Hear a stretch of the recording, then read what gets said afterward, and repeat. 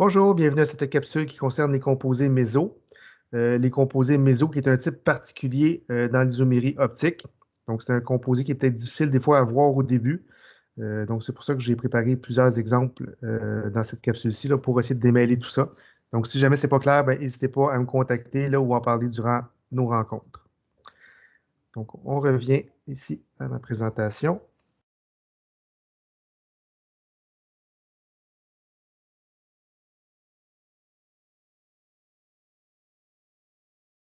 Donc, toujours dans le chapitre 3 sur l'isomérie, toujours dans la section 3.5 qui concerne les isomères optiques.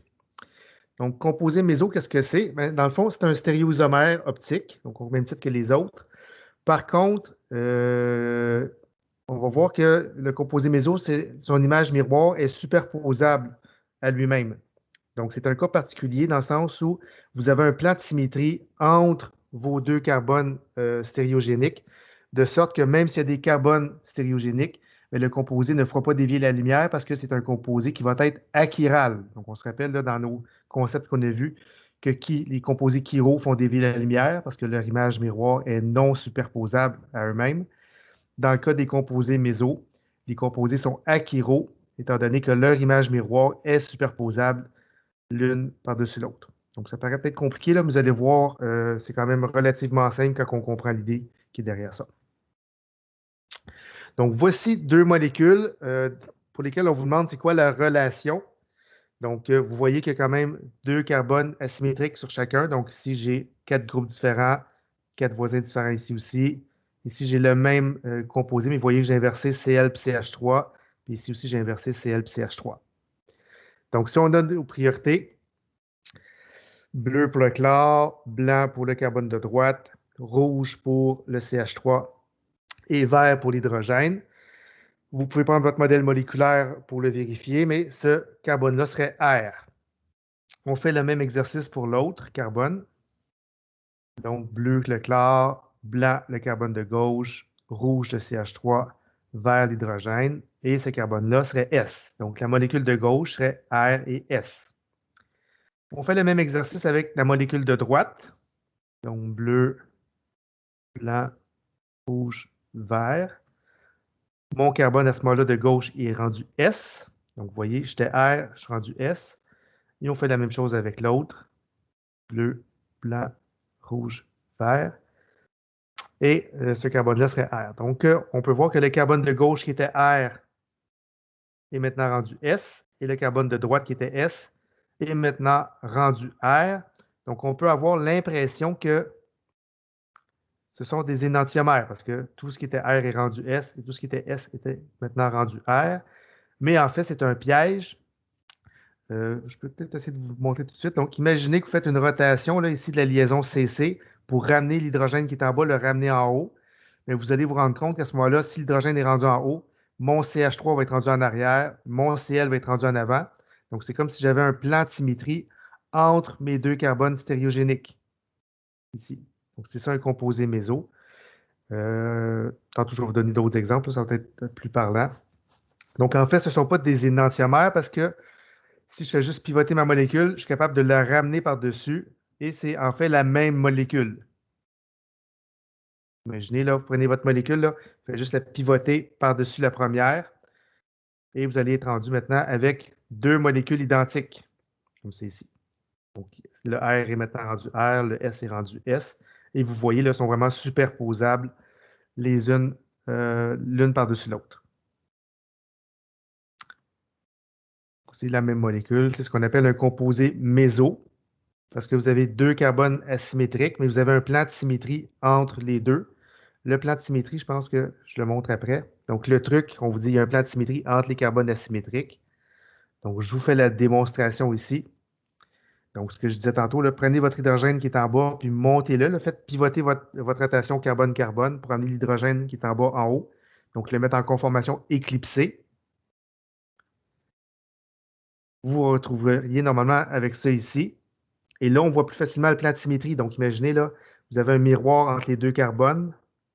Et vous voyez que la partie gauche de la molécule est complètement vis-à-vis la partie droite de la molécule. Donc, vous avez un plan de symétrie entre vos deux carbones asymétriques. Donc, c'est ce qu'on appelle un composé méso. Donc, je rappelle les critères, le composé méso, il faut des carbones asymétriques, mais il faut que chaque côté de la molécule, donc si vous tracez une ligne entre les deux carbones asymétriques, là, il faut qu'il y ait un plan de symétrie. Donc, ici, vous avez votre plan de symétrie. C'est pour ça qu'on appelle ça un composé méso. Donc, important, les composés méso, étant donné qu'ils sont achiro, donc que leur image miroir est superposable, ils ne font pas dévier la lumière. Donc, le pouvoir rotatoire, on dit qu'il est nul ou il est de 0 degré. Donc, si vous avez un composé méso, là, puis vous envoyez de la lumière ne va pas à gauche ou à droite, là, elle ne sera pas déviée du tout. Donc, voici un premier exemple. Donc, je vous demande de faire la relation entre ces quatre molécules-là, donc, qui sont en projection de Fischer.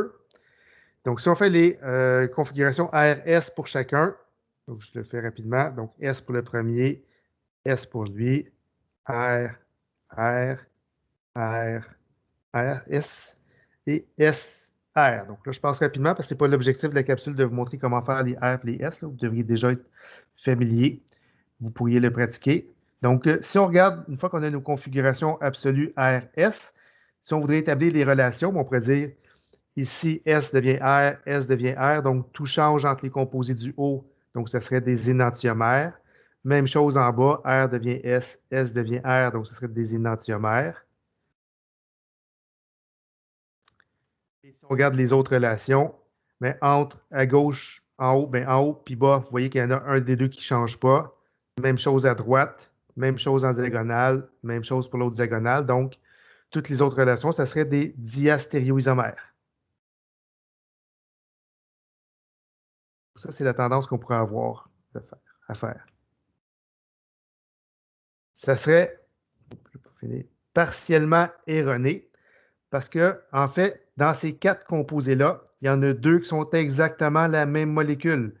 Donc, si vous essayez de tracer un plan de symétrie entre vos carbones asymétriques, bien, celle du haut, vous voyez que si je trace ma ligne entre les deux, la partie du haut et la partie du bas n'est pas pareille. Ici non plus. Tandis que les molécules du bas, là, vous voyez que si je trace une ligne entre les deux, la partie supérieure et la partie inférieure, c'est exactement la même chose. Donc, c'est comme s'il y avait un plan de symétrie. Puis même chose pour la molécule en bas à droite. Il y a un plan de symétrie entre les carbones asymétriques, de sorte que le composé de gauche puis le composé de droite, en fait, c'est la même molécule. J'ai juste fait une rotation de 180 pour pouvoir l'obtenir. C'est ça. En fait, ici, ça, c'est la même molécule. C'est ce qu'on appelle un composé méso. Donc, c'est un cas où vous avez deux carbones asymétriques. Donc, vous voyez, dans chaque cas, il y a deux carbones asymétriques, mais le nombre d'isomères optiques ne sera pas 4, comme on a vu la formule 2 exposant n pour trouver le nombre d'isomères optiques. Donc, dans ce cas-ci, le nombre d'isomères optiques va être de 3, parce qu'il y en a deux qui donnent exactement la même molécule. Donc, vous voyez mon plan de symétrie. Vous pourriez à la limite le faire avec votre modèle moléculaire. Là. Donc, faites la molécule de gauche, faites la molécule de droite, et vous allez vous rendre compte qu'en fait, c'est exactement la même molécule. Ça va? Donc, composé méso, ça prend des carbones asymétriques, bien, au moins deux, puis d'en avoir plus que deux. Puis, il faut que vous ayez un plan de symétrie entre vos carbones asymétriques. Donc, dans le fond, les relations qu'on avait, c'est entre ces deux-là. Donc, j'ai juste repris les quatre. Là. J'ai fusionné les deux du bas, étant donné que c'est la même.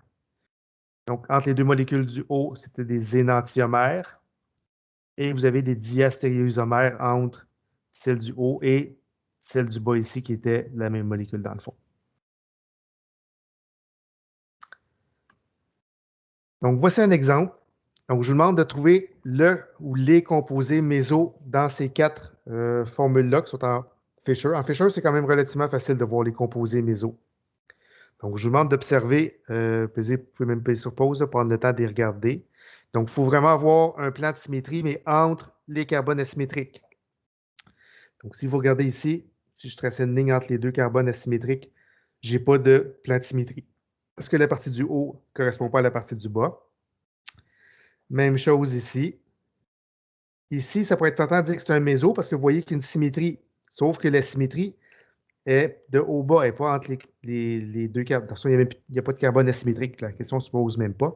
Vous voyez, là, j'ai deux bromes, donc ce n'est pas un carbone asymétrique. Puis en bas aussi, vous avez deux NH2, donc ce n'est pas des carbones asymétriques. Donc, c'est certain que lui, ça ne sera pas un composé méso, parce que ce n'est pas une isomère optique de toute façon.